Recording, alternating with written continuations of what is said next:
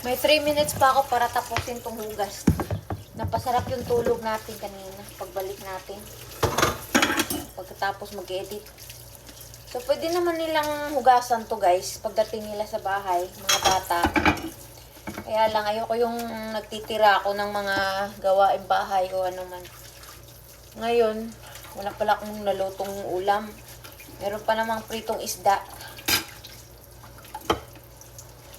Ginagawa naman nila to, kaya lang tayong mga adult dapat maging good role model ba tayo?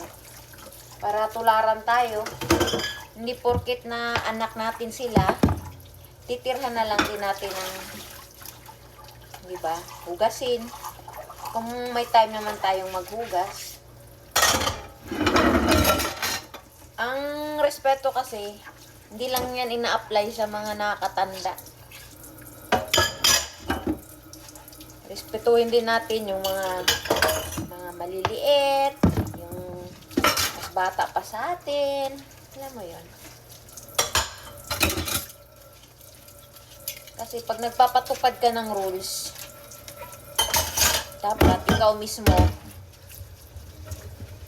pinapakita mo sa kanila na ginagawa mo yung rules.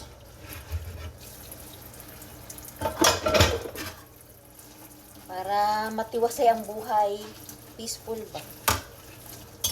Yan. O, diba?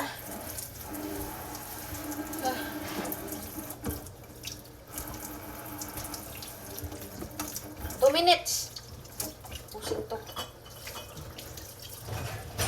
Oh, tinatanggalan din yan. Ini-empty nga nila yung dishwasher eh. This is very good. May tagaluto ng na tagasaing. May tagahugas. Yung bunso, tagasaing. Yung kuya, tagahugas. Taga-empty ng dishwasher. Ang bunso din. Pag ganito, hindi ako nakapagluto ng ulam yung tatay.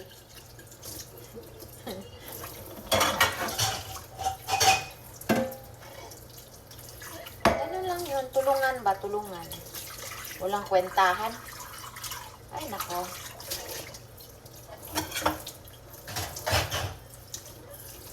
Ooh, 1 minute. Kailangan dapat kasi guys, 2:10, kaalis na ako. Kasi minsan may nangaharang dyan sa daan. Yung mahabang tren, pag naharang ka ng 15 minutes yun, so late ka na sa trabaho pagka ganun. Kasi ang clock in, mga 2:15. O, diba? Ay, hindi. O, 2:15. 2:15, 2:20, 2:25. Ay, hindi pala clock in 2:15. 2:25. Ulas yung baon na ni Bunso. Kasi 2:30 dapat nasa loob ka na.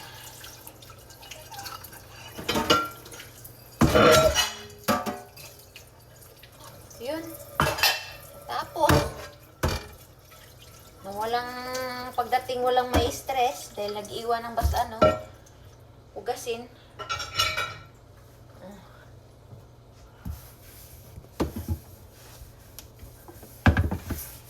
Kala nyo mayaman nasa abroad Sa Pinas nga ang mayaman dahil kahit na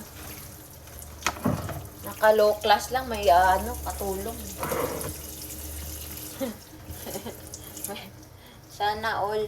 Dito mayaman yung CEO namin, yung walang katulong. Makikita mo yan sa superstore o sa sa grocery store. Siya namamalingki. Solo. Diba? Walang driver, siya na rin ang diba? May-ari pa ng company yan. Tapos, nagmo-mower pa yan, nag-snowblower.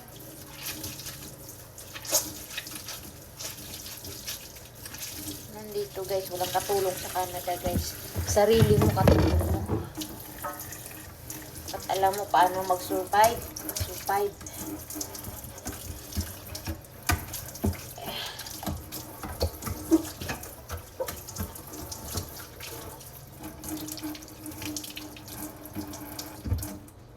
There you go.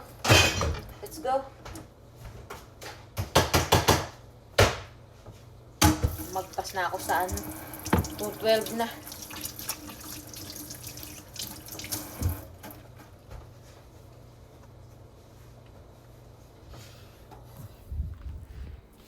Bye! Bye! Bye! Let's go! Let's go! Basa ako.